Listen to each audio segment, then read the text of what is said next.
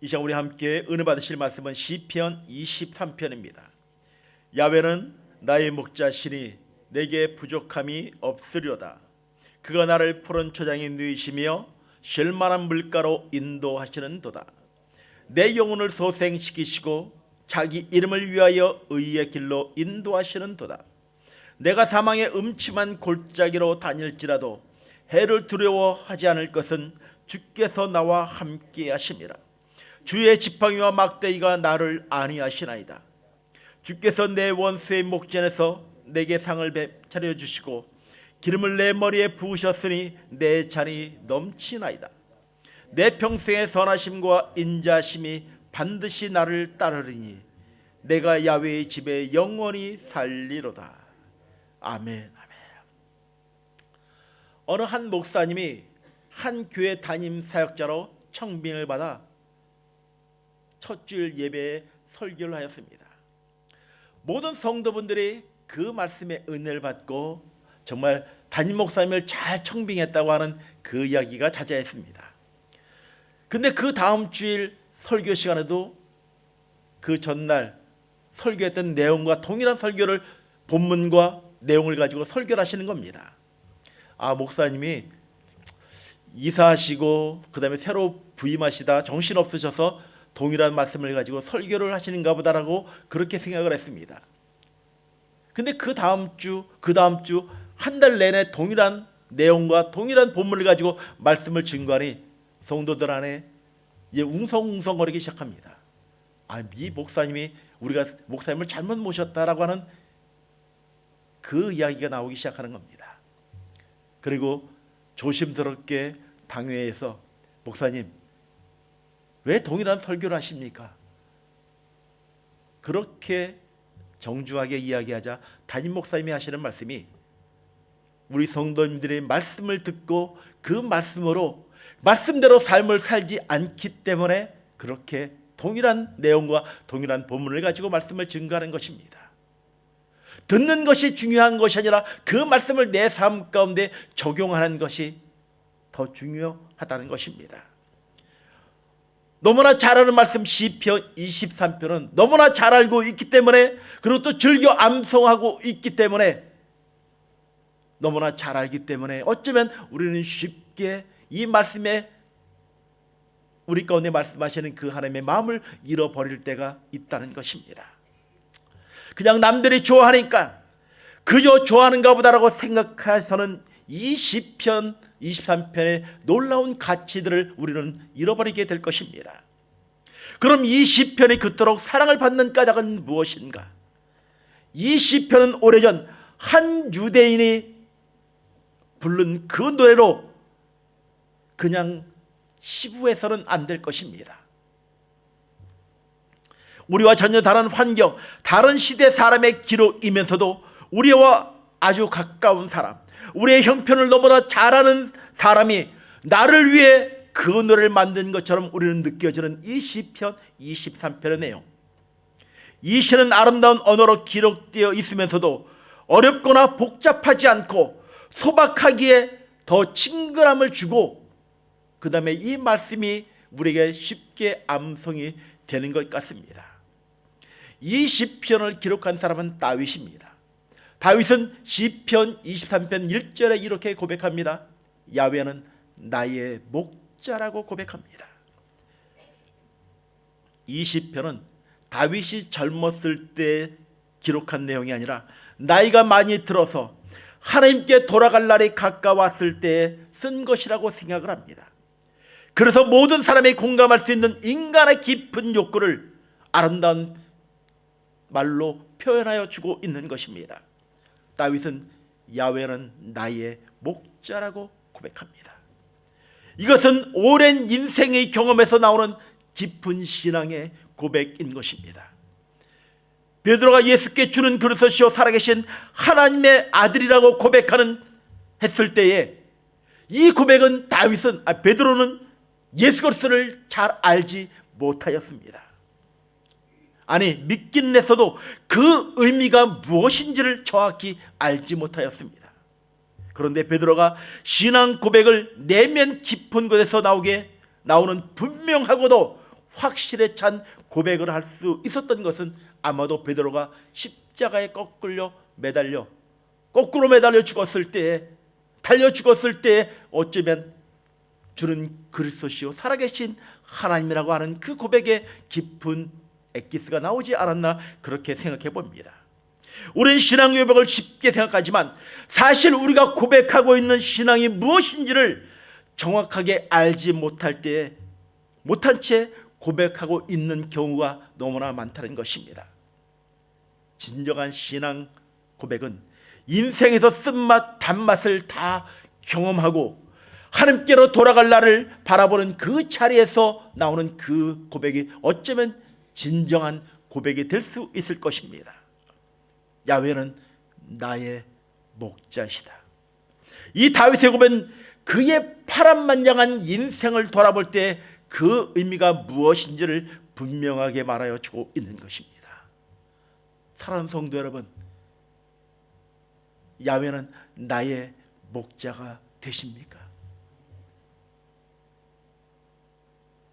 너무나 잘 알기 때문에 그냥 고백하는 것이 아니라 나의 인생의 모든 과정을 돌아보고 난 후에 여호와는 나의 목자라는 그 진정한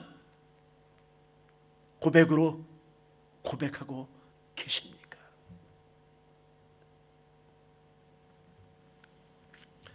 사도 바울이 나의 나 된 것은 하나님의 은혜로 된 것이라고 한 것처럼 다윗 자신의 생애를 돌아다보며 내가 나의 목자가 된 것이 아니라 야훼 하나님이 나의 목자가 되었다라고 다윗은 고백하고 있는 것입니다. 다윗은 나는 보잘것없는 한 마리의 양에 불과하다라고 그렇게 고백하며 주님을 바라보고 있는 이 다윗의 고백. 야훼 하나님, 당신은 나의 목자가 되어 주십니다.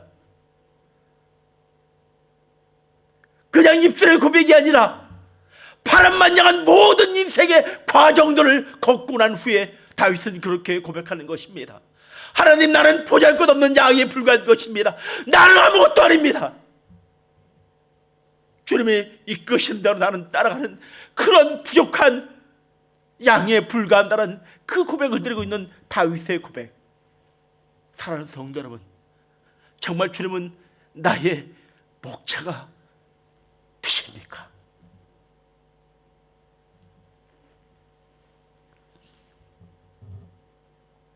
젊은 시절 골리앗 앞에 나가 그를 넘어뜨릴 수 있었던 것도, 자기를 죽이려 하는 사울 왕을 칼을 피해 이것저것 도망 다닐 때에도, 그리고 왕이 되어 전쟁을 누비고 다니며 승리하였을 때도 그 모든 것을 그에게 주신 분은 야훼 하나님이라고 하는 이 고백 뿐만 아니라, 그가 우리아를 전쟁에 죽게 하고 그의 아내 밧세바를 자신의 아내로 삼았을 때 나단 선자의 하나님의 책망을 호되게 받고, 그리고 아들 압살롬의 칼을 피해 도망다니는 그 온갖 치욕을 겪었던 다윗. 그러나 나이가 들어 돌이켜보니 그런 하나님의 채찍도 하나님의 사랑이었음을 그는 깨닫게 되는 것입니다. 그릇된 길로 가는 인생을 영원히 멸망케 하지 아니하시고 채찍을 들어 때리심으로 멸망의 길에서 건지신 그 사랑, 그 하나님이 나의 선한 목자가 되었다라고 다윗은 고백하고 있는 것입니다. 사랑하는 성도 여러분, 주님이 나의 목자가 되십니까? 그러면 주님이 이끄는 대로 푸른 추장 쉴 만한 물가로 인도하시는 그 하나님을 의지하며 나아가는 것입니다. 나의 생각이요, 양은 자기의 생각이 없습니다. 목자가 인도하는 대로 따라가는 것이 목자인 것입니다. 사랑하는 성도 여러분, 주님이 나의 목자가 되신다는 이 하나님의 사랑의 고백을 들어본 적이 있으십니까? 그런 경험이 있다면 나는 정말 행복한 사람일 것입니다. 바라기는 내가 도저히 용납이 안 되는 기름에도 불구하고 도저히 용납되지 않는 그 기름에도 주님이 나의 목자가 되신다면 기쁨으로 감사함으로 따라가는 것이 양의 자세일 것입니다. 다음으로 다윗은 내가 부족함이 없다라고 고백을 합니다. 야훼 하나님은 나의 목자가 되시기에 내게 부족함이 없다라고 다윗은 고백합니다. 이것은 지금도 부족함이 없지만 앞으로도 이후에도 나의 삶에는 부족함이 없다는 그 고백을 드리고 있는 다윗의 고백인 것입니다. 제2차 세계대전 직후에 연합군은 굶주리고 있는 집 없는 아이들을 그 자신의 커다란 캠프 안에 천막에서 그들과 함께 살았다고 합니다. 이 아이들은 그 안에서 배불리 먹을 수 있었고 보살핌을 받았습니다. 그런데 이상하게도 밤이 되면 이 아이들의 잠을 이루지 못하고 늘 불안해하는 모습을 갖게 되었습니다. 배불리 먹고 그 전쟁터에도 안정감을 갖고 지내야 되는데 그들이 불안해하며 잠을 이루지 못하는 겁니다. 그래서 한 심리학자가 한 가지 묘안을 내게 되었습니다. 아이들이 침대에서 잠잘 때 그들에게 빵 하나씩을 다 쥐어준 거예요. 잠잘 때 빵을 먹지 말고 가슴에 품고 자라고요. 그때부터 그 아이들이 잠을 자는데 불안해하지 않고 편안하게 잠을 잤다는 것입니다. 이것은 무엇이냐면 내일에 대한 부담감 때문에, 지금은 배불리 먹었지만 내일에 대한 걱정 때문에 이 아이들이 잠을 이루지 못했다는 것입니다. 이것이 어찌 전쟁 고아만의 심리 상태이겠습니까? 내일 먹을 것을 염려하지 않아도 될 만큼 많이 가진 사람들도 우리 자녀들이 후일에 먹을 것 때문에 또한 우리 자녀들이 힘들어하지 않을까라는 그 염려하며 평안의 다리를 펴지 못하는 사람도 있다는 것입니다. 그러나 예수님은 무엇을 먹을까 무엇을 입을까 염려하지 말라라고 하시면서 마태복음 6장 8절 하반절에 너희에게 있어야 할 것을 하나님 너희 아버지께서 아신다라고 말씀하고 계십니다. 정말 믿으십니까? 너에게 있어야 될 것을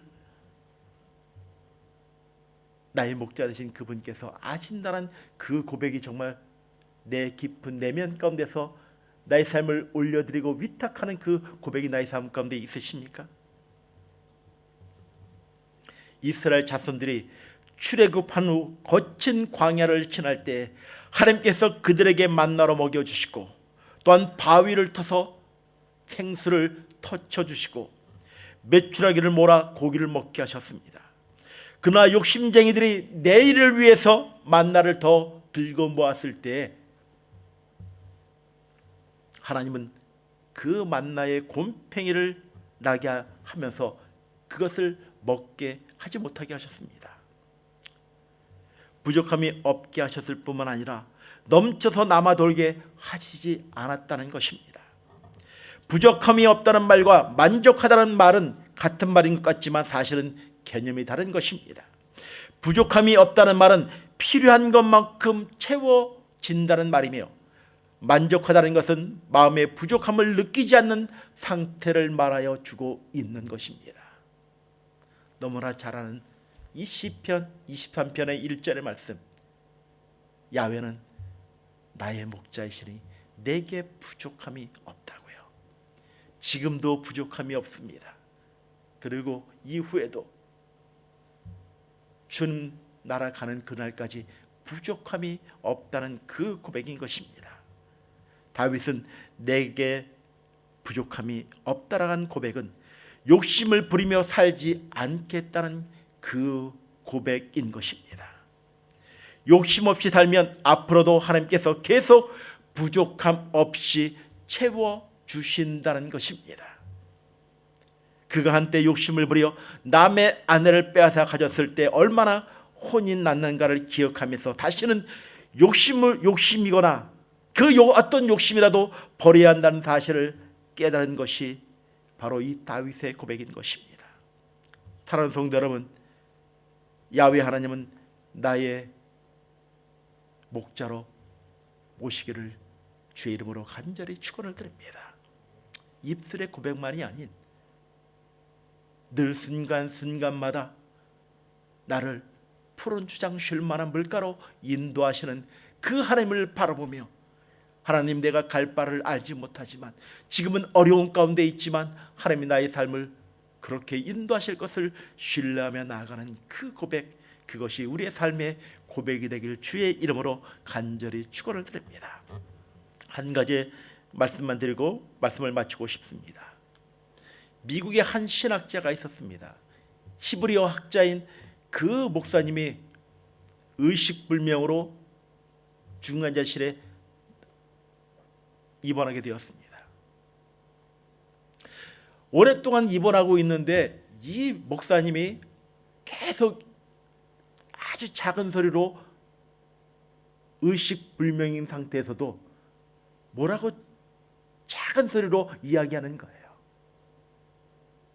근데 자세히 들어보니 이 목사님이 히브리어로 여호와는 나의 목자시니 내게 부족함이 없다는 그 말씀을 의식이 없는 상태에서도 고백하는 거예요. 왜 이 말씀을 드리냐면, 잊지 마십시오. 이 말씀을 너무나 잘한다고 그냥 흘려보내지 않았으면 좋을 것 같아요. 오늘도 내일도 내가 주님 품에 가는 그날까지 여호와는 나의 목자시니 내게 부족함이 없다고요. 걱정하지 마십시오. 나를 창조하시고 나를 지으신 그분께서 나에게 보증하여 주시고 약속하여 주신 것입니다. 사랑하는 나의 아들아, 사랑하는 나의 딸아, 걱정하지 말라고요. 너의 삶에 부족함 없이 내가 너를 채워주고 공급해 주겠다라고 말씀하십니다. 너를 내가 인도하겠다라고 말씀하시는 그 놀라운 사랑과 은혜를 늘 누리는 하나님의 사람들이 되길 주의 이름으로 간절히 축원합니다.